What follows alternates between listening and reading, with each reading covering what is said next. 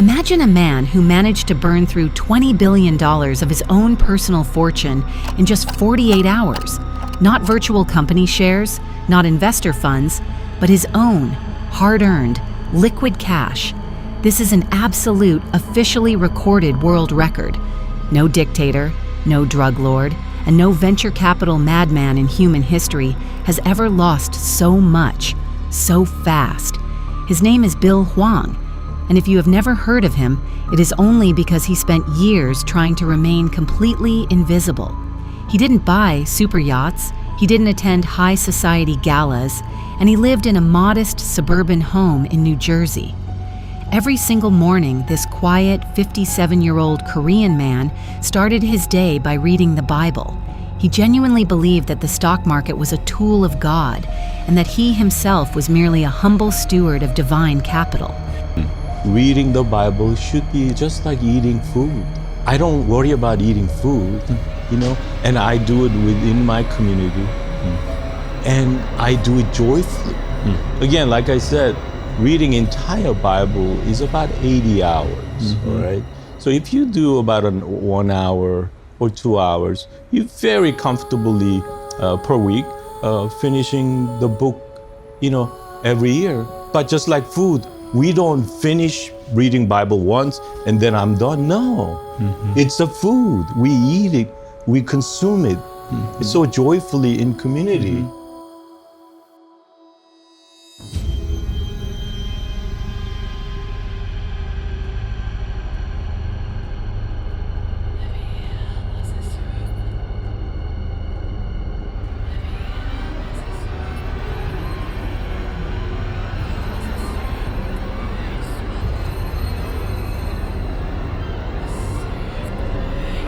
He named his family Office Archegos, after the Greek word meaning leader or author of faith.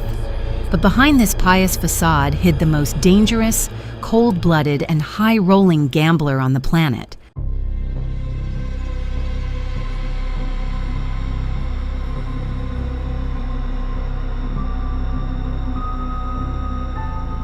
A capitalistic kamikaze who built a hidden financial bomb inside the global banking system. A man in a stretched-out sweater who single-handedly, using vulnerabilities that Wall Street chose to ignore, ran up a hidden position of $100 billion. In March 2021, that bomb exploded, and the shockwave nearly dragged the largest conglomerates on Earth down to the bottom. The Swiss banking giant Credit Suisse suffered a wound from which it would never recover. This is not just a story about a bad trade. This is a plunge into the gray zone of Wall Street, where banks deliberately close their eyes to madness as long as it brought them millions. This is the anatomy of the collapse of Archegos.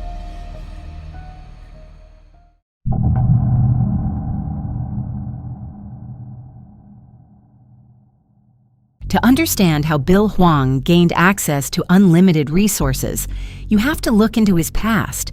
He was no random bystander.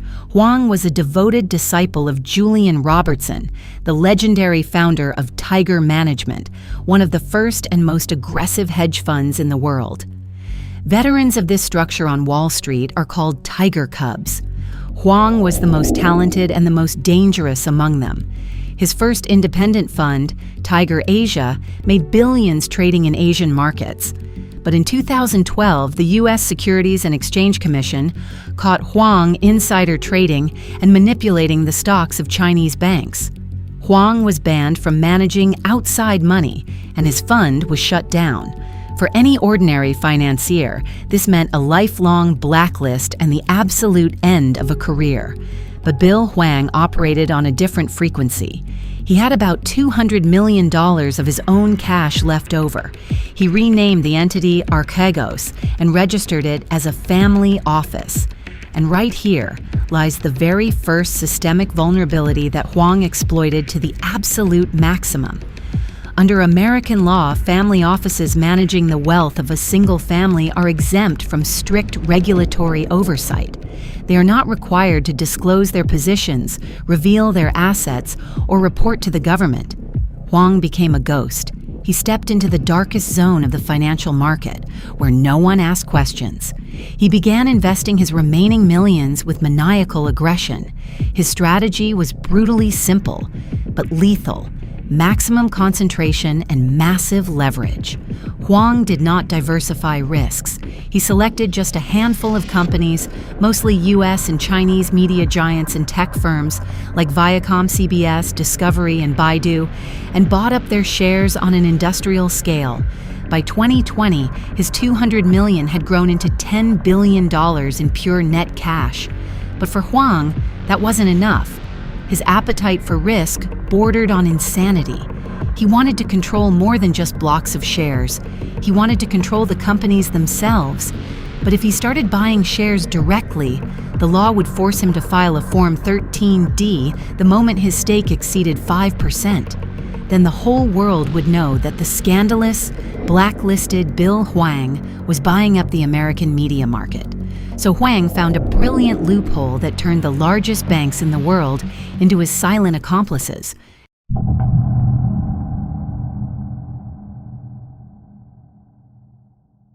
Instead of buying shares on the open market, Bill Hwang walked onto Wall Street and cut a deal with the banks using a contract called a total return swap. The mechanism of this scheme is complex, but devilishly effective. Hwang does not buy shares of Viacom CBS himself. Instead, a bank, like Credit Suisse or Nomura, buys these shares onto its own balance sheet. Hwang merely puts up a small collateral deposit, say 15 or 20%. The bank fully owns the stock, but it legally commits to paying Hwang all the financial gains from its price appreciation. If the stock crashes, Hwang compensates the bank for the losses. For Hwang, this was the ultimate camouflage. First, on paper, the shares were owned by a highly respectable investment bank, meaning Bill Hwang's name never appeared anywhere in regulatory filings. Second, the banks granted him colossal leverage, 1 to 5 or even 1 to 20. With just $1 billion real dollars, Hwang could purchase $20 billion worth of assets. But Hwang pulled off the most audacious trick in the history of derivatives. He didn't just go to one bank. He went to Goldman Sachs, Morgan Stanley, Credit Suisse, Nomura, Deutsche Bank, and MUFG. And with each and every one of them, he signed identical swap agreements on the exact same stocks. Most importantly, he explicitly forbade the banks from communicating with one another, citing trade secrets. Consider the pure logic of this absurdity. Goldman Sachs saw that Archegos was buying Viacom CBS shares through them and assumed the risk was entirely manageable. They had no idea that at that exact same moment, Morgan Stanley and Credit Suisse were doing the exact same thing for Hwang.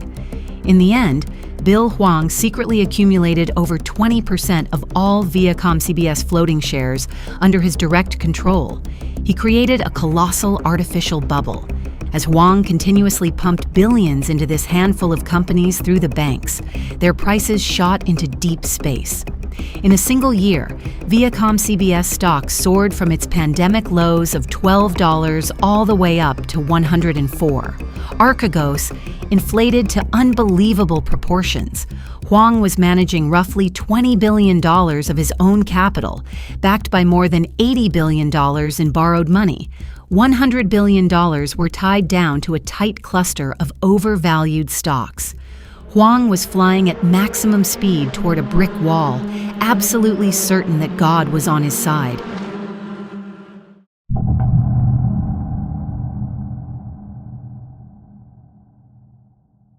Any artificial bubble requires a constant injection of fresh money. The moment the inflow stops, market physics takes over. On March 22, 2021, the media giant Viacom CBS, seeing that their stock price was comically expensive, decided to capitalize on the moment and announced a secondary stock offering of $3 billion to raise cash. The market reacted instantly. Investors realized that the supply of shares would increase and the price started to slip. In a single day, Viacom stock plummeted by 9%. For an ordinary investor, this is unpleasant but not fatal. But for Bill Hwang, who sat at the absolute apex of a $100 billion pyramid built on extreme leverage, It was a death sentence. Due to the drop in the stock price, Hwang's collateral at the banks began to vaporize at lightning speed. Goldman Sachs was the first to panic. Right around 5 in the evening, they triggered a margin call. They demanded that Hwang immediately deposit billions of dollars in cold cash into his accounts to cover the losses. But Hwang had no money. All of his $20 billion were locked up to the very last cent inside those exact same crashing stocks. The next morning, on Wednesday, Hwang called the emergency secret meeting with all his lending banks.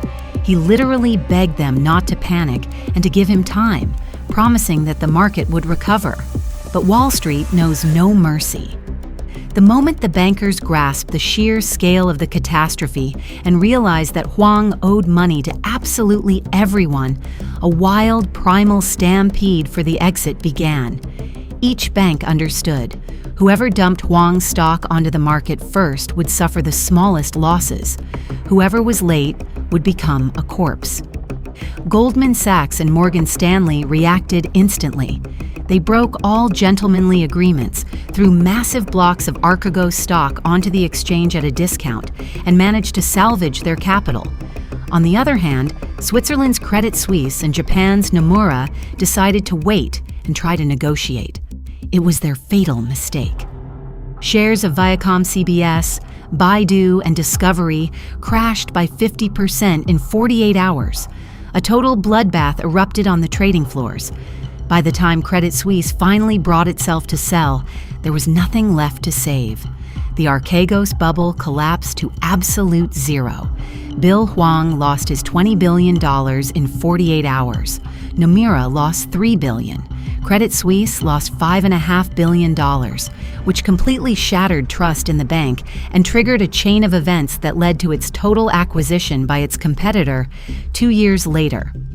In 2024, Bill Hwang stood before a federal court in New York on charges of fraud and market manipulation. Prosecutors called his empire a monumental bluff, but Hwang maintained to the very end that he acted with pure intentions. The collapse of Archegos is the perfect textbook example of how the modern financial system is wired. It is a thriller proving that at the absolute top of Wall Street, behind facades of centuries-old reputations and tailored suits, sit the exact same degenerate gamblers, ready to hand over $100 billion to a man who simply promises them easy profits. And as long as the system allows risks to be buried in the dark, the next Bill Hwang is only a matter of time.